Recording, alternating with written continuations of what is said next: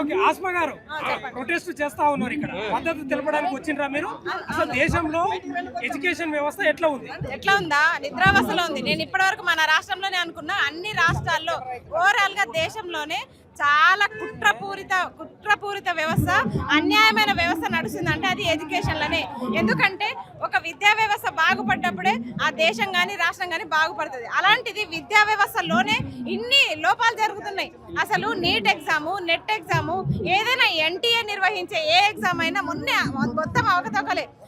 NTA నిర్వహించే exam లో net exam కూడా 2 సార్లు నేను రాసిన తర్వాత కూడా 2 సార్లు లీకేజ్ అయ్యి 2 సార్లు ఇచ్చేసారు.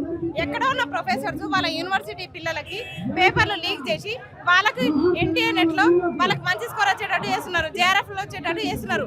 బయట ఎవరైతే అఫిడవిట్ కాలేజ్ లో పీజీ కాలేజ్ లో చదివే పిల్లలు దీనివల్ల లాస్ అవుతున్నారు. వాళ్ళకేమో ఫెలోషిప్లు వచ్చి డాక్టరేట్లు పొంది వాళ్ళు ప్రొఫెసర్లుగా రికమెండేషన్ల మీద సెట్ అయిపోతున్నారు. కానీ నిజంగా నిరుపేద విద్యార్థి ఎవరైతే కష్టపడి చదువుకుంటున్నారో యూనివర్సిటీ కాకుండా బయట అఫిడవిట్ కాలేజ్లో సబ్ క్యాంపస్లో చదువుకుంటున్నారు, వాళ్ళు లాస్ అయిపోతున్నారు. ఇవి చెప్పే ప్రయత్నం చేద్దామన్నా అసలు దేశంలోనే ఇంత నిర్వీర్యం జరుగుతుంటే విద్యా వ్యవస్థ ఇంకెట్లా బాగుపడుతుంది? అసలు నిజంగా ఈ కాక్రోచ్లు అనేటోళ్ళు దేశవ్యాప్తంగా కూడా బయటికి రావాలి, అందరు కూడా ప్రశ్నించాలి విద్యా వ్యవస్థ పైన అని చెప్పేసి కోరుకుంటున్నారు. జనతా పార్టీని ఫాలో అవుతున్నారా? జైన్ కాబోతున్నారా భవిష్యత్తులో? ఏమన్నా చెప్పలేము, జైన్ ఏం కాలేదు కానీ చెప్పలేము ఫ్యూచర్ లో. ఎందుకంటే ఇది మేము ఎడ్యుకేషన్ పర్పస్ లోనే కొట్లాడుతున్నాం, నిరుద్యోగులుగా కొట్లాడుతున్నాం. కాబట్టి ఈ నిరుద్యోగ వ్యవస్థ ఎటు దారి తీసేది తెలియదు. పరిణామాలు ఉన్నాయి, కనిపిస్తున్నాయి. ఎందుకంటే ఈ రోజు ధర్నా చౌక్ దద్దరిల్లుతుంది.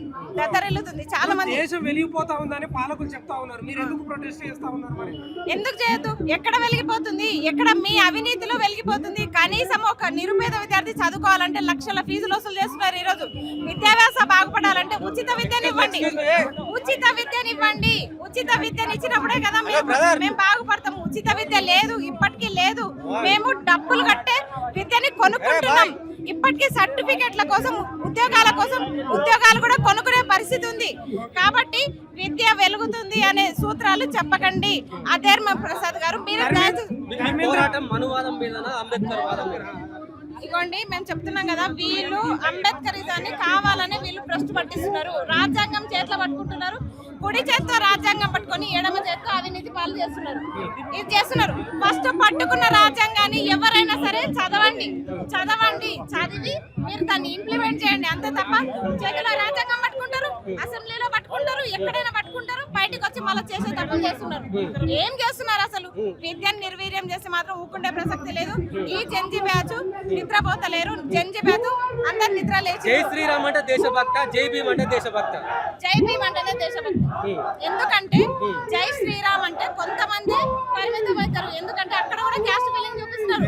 ఇప్పుడు నేను ఒక ముస్లిం అయినా జై శ్రీరామ్ అని కూడా అంటా కానీ ఒప్పుకుంటారా? నాకు లేని భేదం మీకెందుకు కనిపిస్తుంది? నేను స్కార్ఫ్ కప్పుకున్నంత మాత్రాన నన్ను పాకిస్తాన్ వెళ్ళిపో అనే ధైర్యం మీకు ఎక్కడిది?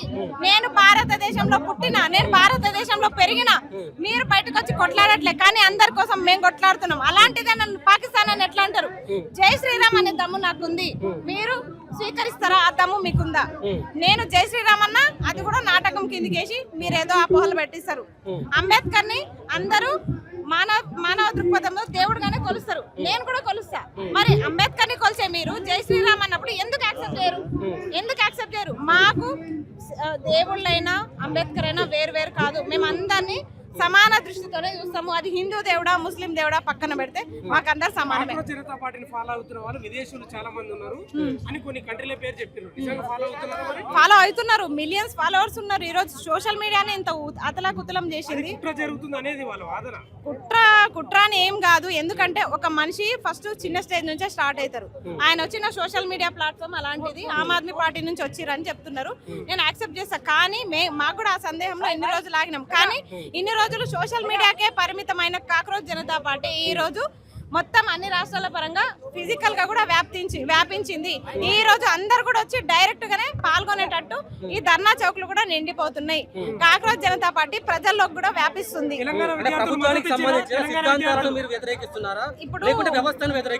ఎవరిని? ప్రభుత్వానికి సంబంధించిన సిద్ధాంతాలను వ్యతిరేకిస్తున్నారా, వ్యవస్థనే వ్యతిరేకిస్తున్నారా? నేను వ్యవస్థనే వ్యతిరేకిస్తున్నాను. ఎందుకంటే ఏ పార్టీ వచ్చినా వ్యవస్థ మారట్లేదు.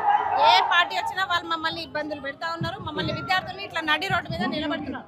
మేము ఈ రోజు ధర్నా చౌక్ లో ఇంతమంది నిలబడ్డాం కదా, ఈ నిలబడ్డ విద్యార్థులందరూ కూడా రేపు మీకు భవిష్యత్తుని నిర్ణయించబోతున్నారు. గుర్తుపెట్టుకోండి, ఎవరైతే రాజకీయ నాయకులు ఉన్నారో తెలంగాణలో మీరు చక్కగా లేకనే మొత్తం ఎక్కడి నుంచో వచ్చి పార్టీలు ఇక్కడ స్థాపించబోతున్నారు. అంటే మీరు చక్కగా లేకనే ఫస్ట్ మీరు నిజంగా కరెక్ట్ ఉంటే తెలంగాణకి వేరే పార్టీలు రావాల్సిన అవసరం లేకుండే.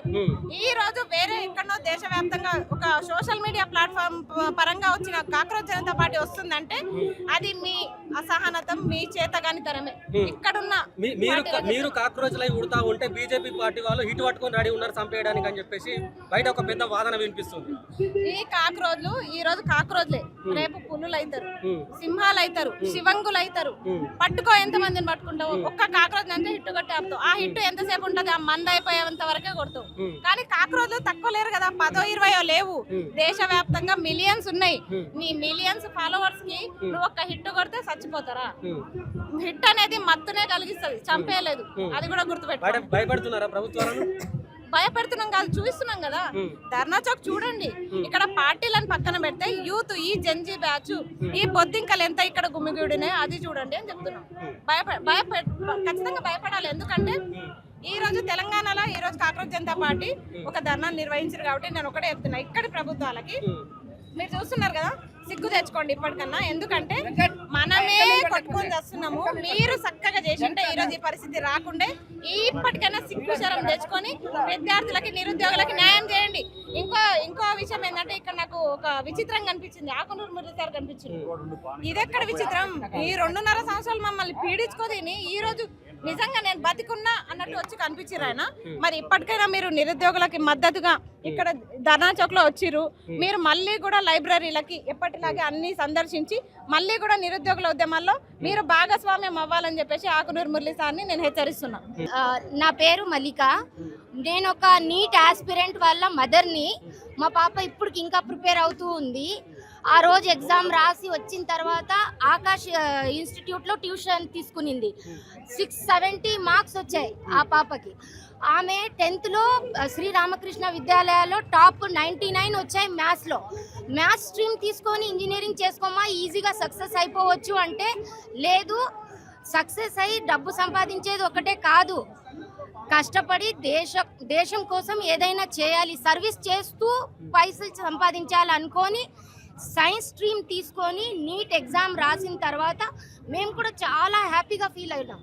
670 మార్క్స్ అంటే మామూలు మార్కులు కాదు, చాలా మంచి మార్కులు అనుకొని ఎట్లయినా ఇంకా మనకు సీట్ వస్తుంది అన్నట్టు మేము చాలా హ్యాపీగా ఉన్నప్పుడు ఈ న్యూస్ రాగానే 3 days సివియర్ డిప్రెషన్.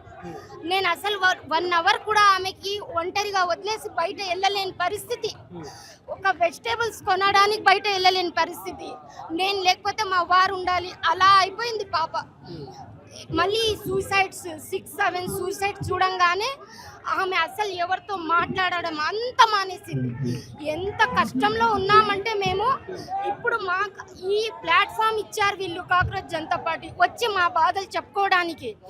ఇప్పుడు కూడా ఎగ్జామ్ రాయడానికి ఎట్లో మళ్ళీ రెడీ అయింది. కానీ ఇప్పుడు కూడా ఏమవుతుంది మమ్మీ, ఇప్పుడు కూడా లీక్ అవుతే మళ్ళీ ఏం చేయాలి మేము అంటే దానికి ఆన్సర్ లేదు. ధర్మేంద్ర ప్రధాన్ అనకండి, అధర్మేంద్ర ప్రధాన్ అనాలి. ఆయనకి సిగ్గు శరం ఇంతన్నా ఉంటే ఆయనే ముందుకు వచ్చి రాజీనామా ఇవ్వాలి. ఇచ్చి వేరే ఆయన వల్ల కావట్లేదు. ప్రతి ఎగ్జామ్, ప్రతి స్టేట్ అన్ని దగ్గర ఇదే కంప్లైంట్. ఇంకా ఎన్ని రోజులు అడగాలి? యూత్ అంతా రోడ్ల పైన వచ్చి అడగాల? మారల్ వాల్యూస్ 1% కూడా లేదు. అందుకోసం వాళ్ళు రాజీనామా చేయాల్సిందే, ఈ సిస్టమ్ మారాల్సిందే. అసలు మన భారతదేశం మంచిది కాదు అని అనకూడదు, చాలా మంచిది, హెవెన్ లాంటిది ఇది. ఇక్కడ సిస్టమ్ వర్స్ట్ సిస్టమ్. ఈ సిస్టమ్ మారే వరకు మనది ఎవరిది భవిష్యత్తు లేదు. మా పిల్లల కోసం అసలు ఈ దేశం వదిలేసి ఎందుకు వెళ్తున్నారు? చదువులోనే ఇలాంటి దోపిడీలు ఉంటే ఇంకా వాళ్ళ ఫ్యూచర్ ఏముంది? అందుకోసం అందరు చదువుకుంటున్నారు. టాలెంటెడ్ స్టూడెంట్స్ అంతా వేరే దేశాలకు వెళ్ళి అక్కడ డెవలప్ చేస్తున్నారు. మనం ఇక్కడే వాళ్ళ ప్లాట్ఫామ్ ఇస్తే మన దేశమే మంచి. లేదు మొత్తం లీక్ అయింది. మా పాప నా దగ్గర క్వశ్చన్ పేపర్ ఉంది, అది లీక్ అయినది నేను వాట్సాప్ కూడా టాలీ చేశాను, మొత్తం లీక్ అయ్యింది. అందుకోసం మేము అంటున్నాం లీక్ అయితే పిల్లల భవిష్యత్తు ఏమవుతుంది, అందుకోసం ఇది ఆపాలి. ఇదే ఈ మెసేజ్ నాది మీ ద్వారా కన్వే చేస్తాను. నీట్ పేపర్ లీక్ అయింది కదా, మీ పిల్లల మీద మీరు ఎన్ని ఆశలు పెట్టుకున్నారు? చాలా. ఆ అమ్మాయి ఎక్కడన్నా మ్యాథ్స్ స్ట్రీమ్ తీసుకొని వెళ్ళిపోయి ఏదో ఈజీగా చేసుకో అంటే లేదు, సర్వీస్ చేస్తూ డబ్బులు సంపాదించాలి, డబ్బులు సంపాదించేదే మెయిన్ కాదు అని ఆ అమ్మాయి ముందుకు వచ్చినప్పుడు మా వారు అన్నారు చాలా గ్రేట్ ఆలోచన ఉంది ఆ అమ్మాయిది, మేము ఫుల్ సపోర్ట్ చేయాలి, ఆ అమ్మాయికి డిస్కరేజ్ చేయకూడదు అంటే ఒక్క ఫంక్షన్ లేదు 2 years నుంచి, ఏ మ్యారేజెస్ ఏ ఇంటి ఫంక్షన్లు పండగ రోజు కూడా ఆకాశంలో ఉంటుంది ఆ అమ్మాయి. అలా కష్టపడిన తర్వాత ఇలా అయ్యిందంటే ఇలా అసలు ఆ డిప్రెషన్ ఆమె ఏడ్చింది నాకు ఎలా అనిపించిందంటే నేను చచ్చిపోయినప్పుడు అలా ఏడుస్తుందేమో ఆమె, అలా అనిపించింది నాకు, అలా అనిపించింది. ఎలా ఉందంటే ఆమె బాధ, ఇప్పుడు మళ్ళీ ఏమవుతుంది మమ్మీ, మళ్ళీ లీక్ అవుతుందా, ఇప్పుడు ఏమో అంత సోలో పెట్టి చాలా జాగ్రత్తగా పేపర్ రెడీ చేస్తున్నారంట. మమ్మీ నువ్వు ఏమంటావు, ఇప్పుడు మళ్ళీ లీక్ అవ్వదు కదా, రోజు ఇదే క్వశ్చన్. నేనేం చెప్పలేనమ్మా అంటే ఏం సిస్టమ్ మమ్మీ, ఏం సిస్టమ్, ఎప్పుడు మారుతుంది, అసలు మేము ఇంత స్ట్రగుల్ చేసి ఏం లాభం అంటే ఆ క్వశ్చన్కి ఏం ఆన్సర్ ఇవ్వాలి. ఇప్పుడు ఏం కాదమ్మా, ఇప్పుడు ఏం కాదు, ఎవరిది హార్డ్ వర్క్ ఊరికే పోదు, మీ ఉసురు తగులుతుంది వాళ్ళకి అని కూడా ఒకసారి అంటాను. కానీ మమ్మీ ఇవన్నీ మాటలే మమ్మీ, ఏం చేంజెస్ లేవు, మళ్ళీ ఏమవుతుందో మళ్ళీ ఏమవుతుందో రోజు టెన్షన్తోనే పడుకుంటుంటాం. మా పాపని ఎలా సమాలించాలి అసలు ఆలోచన నాకు అర్థం అవుతలేదు. ఆ ఎగ్జామ్ అయిన తర్వాత మళ్ళీ ఏమంటుంది, ప్రతిసారి లీక్ అయితే మళ్ళీ చాలా టఫ్ వస్తుంది మమ్మీ, నాకు 670 మార్క్స్ వచ్చాయి కదా, మళ్ళీ వస్తాయా, ఏం గ్యారంటీ, మళ్ళీ నా ఎగ్జామ్ మంచిగా అవుతుందా అని ఆ అమ్మాయి క్వశ్చన్స్ చేస్తే నేను ఏం ఆన్సర్ ఇవ్వాలి. ఇంతవరకు ఒక్క మాట, ఒక్క అపాలజీ అనేది లేదు. ఇంతన్నా మారల్ వాల్యూస్ ఉంటే మీకు మీ అంతకు మీరే రాజీనామా చేసి వెళ్ళిపోవాలి, మీ వల్ల కావట్లేదు.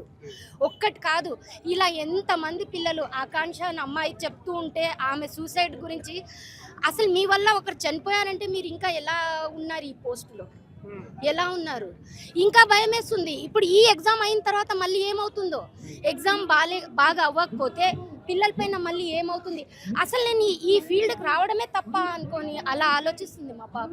ఏం చేయాలి ఇంకా, అలా అంత పెద్ద బాధలో ఉన్నాము. ప్లీజ్ రిజైన్, ధర్మేంద్ర అప్రధాన్ రిజైన్, అంతే చెప్పగలం, ఇంకా ఏం చెప్పగలం. హాయ్ అండి. హాయ్, మీ పేరు? సంస్కృతి ఆశా కమల్. మీరు నీట్ ఎగ్జామ్ రాశారా? రాసిన May 3rd. ఏంటి ప్రొటెస్ట్కి వచ్చారు మీరు ఇక్కడ ధర్నా చౌక్లో, ఎందుకు వచ్చారు, ఏం డిమాండ్ చేస్తా ఉన్నారు? ప్రతి ఇయర్ ఇట్లానే పేపర్ లీక్ అవుతుంది. 2024లో కూడా పేపర్ లీక్ అయింది, మళ్ళీ ఇప్పుడు కూడా లీక్ అవుతుంది. అసలు గవర్నమెంట్కి ఏం అంటే వాళ్ళకి అసలు భయం లేకుండా పోతుంది. స్టూడెంట్స్ ఎగ్జామ్ ఎట్లా పెట్టాలో వాళ్ళకి తెలియట్లే, వాళ్ళకి ఎగ్జామ్ ఎట్లా పెట్టాలో తెలియకపోతే వాళ్ళు రాజీనామా చేసేయండి. అసలు ఎవరైతే అంటే నీట్ పేపర్ లీక్ గురించి మాట్లాడుతున్న వాళ్ళని దేశద్రోహులు అని అంటున్నారు, మళ్ళీ నీట్ పేపర్ లీక్ చేసిన వాళ్ళని దేశద్రోహులు అనట్లేరు. ప్రతిసారి ఇట్లానే అవుతుంది. ఒక్కసారి మీరు ప్రశ్నిస్తే దేశద్రోహులు అంటున్నారా? అవును అంటున్నారు, దేశద్రోహులు అంట. అందరు దేశద్రోహులా? ఇప్పుడు ఇక్కడికి వచ్చిన వాళ్ళు అందరూ దేశద్రోహులా? ఇప్పుడు ఏంటి, మీ డిమాండ్ ఏంది, అసలు ఏం కోరుకుంటున్నారు? అంటే డిమాండ్ ఏం లేదు, డిమాండ్ అంటే ఎడ్యుకేషన్ మినిస్టర్ రిజైన్ చేయాలి. అసలు ఇట్లా పేపర్ లీక్ అవుతూ పోతుంటే అసలు ఎందుకు అని ఈ ఎడ్యుకేషన్ మినిస్టర్ ఉండి వేస్ట్ కదా, పేపర్ పెట్టడం రాకపోతే వాళ్ళకి. ఆయన రిజైన్ చేయడం వల్ల వచ్చే లాభం ఏంది? అసలు భయమే లేదు వాళ్ళకి. యాక్చువల్లీ ఏమైంది, పేపర్ టెలిగ్రామ్ లో లీక్ అవుతుంది, అసలు వాళ్ళకి ఎంత భయం. అసలు ఎవరైతే పేపర్ ప్రిపేర్ చేసినారో వాళ్ళు పేపర్ లీక్ చేసినారు.